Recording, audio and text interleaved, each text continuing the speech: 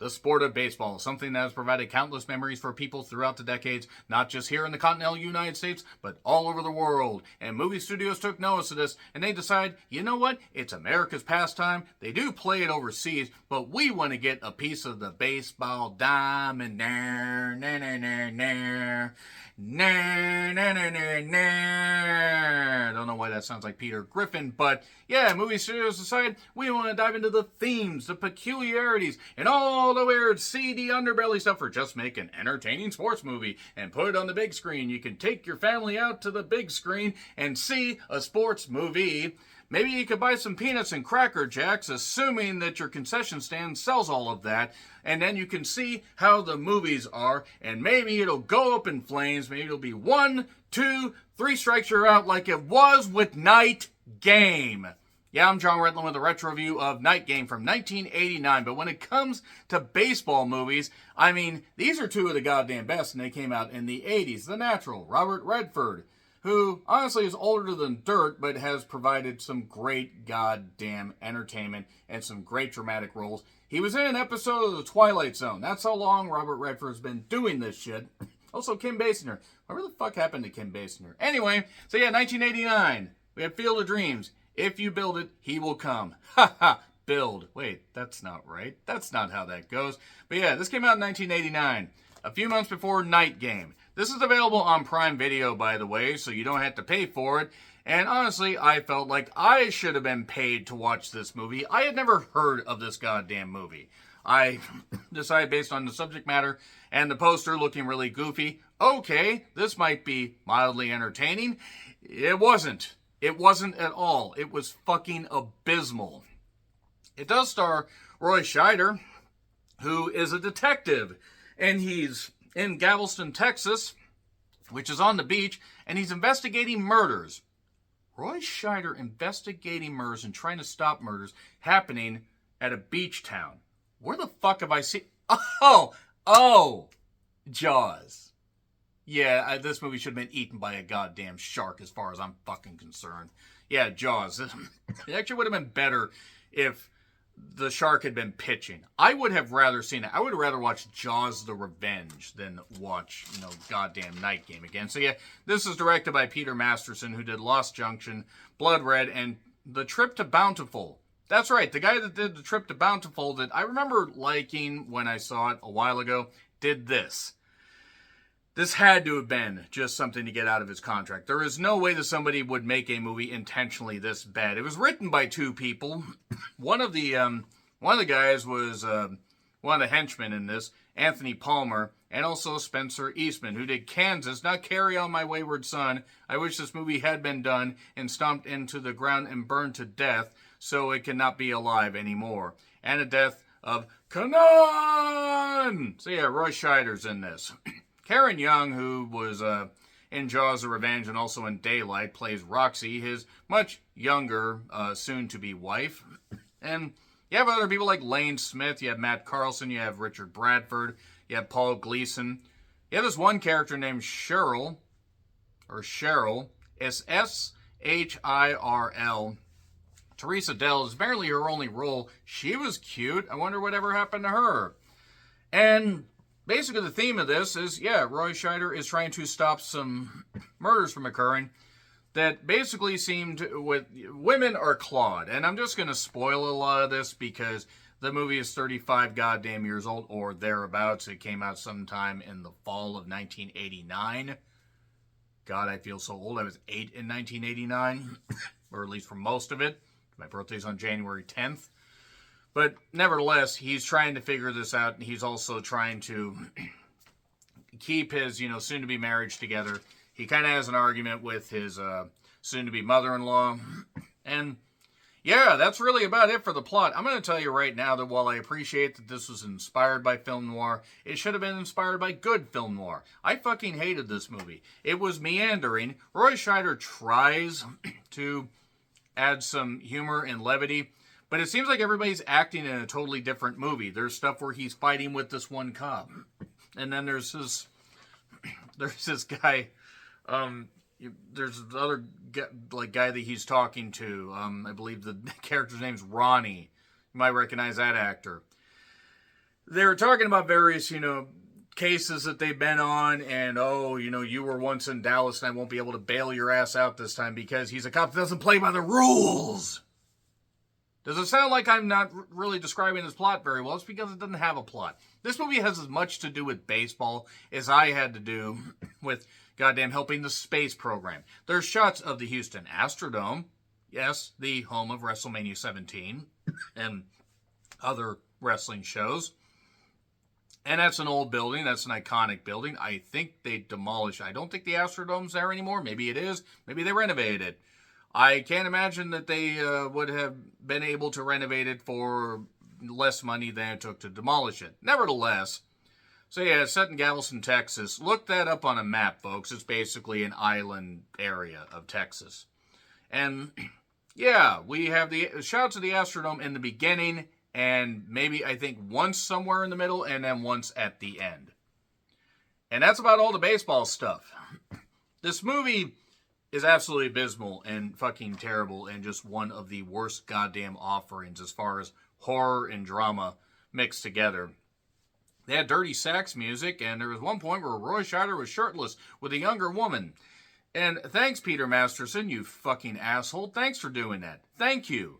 Thanks to anybody that had anything to do with the music supervision. You fucking cretins. How dare you? How very dare you, sir? But yeah, it's just hacked together pieces from other movies. There was a central neat idea here of a guy committing murders around with a baseball theme. They just never utilize that until it's way too late. I mean, they eventually do, but it meanders so much. There's notes left on the victims.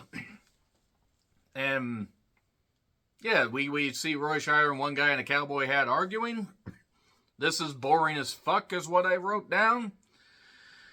And yeah, the synth score was absolutely ridiculous. I did kind of like the synth game show theme that they had in one particular dance club.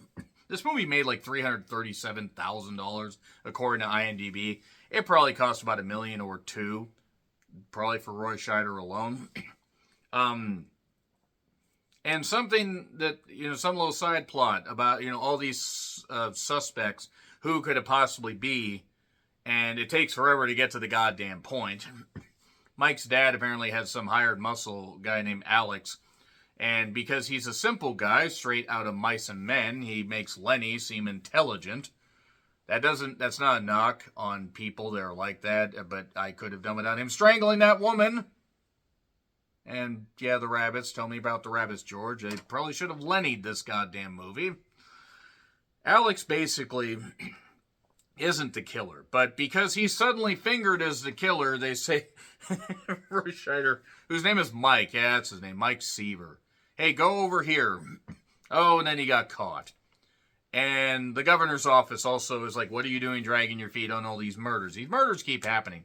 This one woman gets killed on the beach getting into her car, and somebody hits her with a goddamn, looks like maybe a one of those little trowels. Yeah. Or one of those little claw things you use for gardening. Yes, claw things. There's a funhouse setting. 2 women get killed, and there's blood on the wall. Somebody apparently called and said it was a mistake. They mean to do it. Hooked on a feeling it's time for a killing. I wish this entire movie had died. A box TV. I remember box TVs. Box TVs were heavy as fuck. And then there's this really pretty blonde that's married to the pitcher. They refer to a pitcher named Sil Barretto, who apparently has ties to this killer.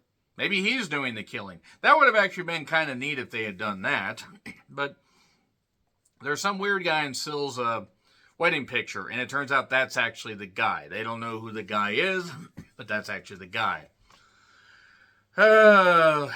There's this marriage strife, this dress shop stuff. Roy Scheider and the soon-to-be mother-in-law argue. Then he talks to this one, new detective about back in 1900. This town was washed away until they put up a seawall. Maybe don't build shit near the goddamn water where a simple wave could take it out. Just a suggestion. But then there's this shot of this one drunk lady getting stalked in this building that's, that's under construction. Before that, there's this one halfway decent shot of this car this truck coming out of the dark. That was kind of neat. I will give it that. But she gets killed. She could have easily she could have taken up residence in an apartment in the amount of time it took this idiot to get her. And then save a plot, punch a cowboy. Nothing is going on. Nothing interesting, at least. They finally figure out, with about 20 minutes left, if that every time Barretto wins, this guy goes on a killing spree. And then there's this other side plot thing with this guy from the governor's office about this Loretta Akers, who had a number that kept popping up, and she was somebody that was tied into this thing. I know that these characters were mentioned, but I did not give a fuck, and this movie's incoherent. Back to the Astrodome. Mother and daughter are arguing over gin, the card game, even though I think gin, the drink, might have influenced how this movie was done. And it turns out this is this guy named Epps, who got replaced, got sent down to the minor leagues, lost his hand in a bus accident, and now has a hook for a hand. If you had established that before, it might have actually been better, because we first got a little artsy thing with the first-person killer stuff, like, oh, it's the eyes of Laura Mars. That's something I'll retro-review at some point, even though I figured out who the killer was right away. And then they go to the house. There's newspaper articles of this guy, this Barretto guy all over the place. And there's Epps with a hook. It's in a book, and he targets Roxy, who is just all panicked. And then there's this window smashing spot because Roy Scheider decides he's going to do one stunt thing. And then he shoots Epps. He falls in the water. And then him and Roxy are married and at this Astros game. And Barretto says, hey, congratulations. Oh, thanks. And thanks for the thrills. The fuck is this movie supposed to be? Fuck everybody involved in this, even though most of them are dead. This movie's goddamn awful. Night Game was terrible. This movie needed a nightcap. This movie needed the cap pulled over its goddamn head and then pulled... Maybe not that. Let's not go that far. But yeah, maybe take enough NyQuil so you'd never wake up again. Again, maybe not that, because the movie probably should be seen as inoffensive, but there are independent films that struggled to get made, and this, with Roy Scheider and a few other people, somehow got made and shit the bed. Literally shit the bed. Let me know your thoughts in the comments. Have you seen this movie? Have you ever heard of this movie before this review? Anyway, like, share, subscribe, Twitter handle in the description. I'm John Ritlin. I'll see you soon.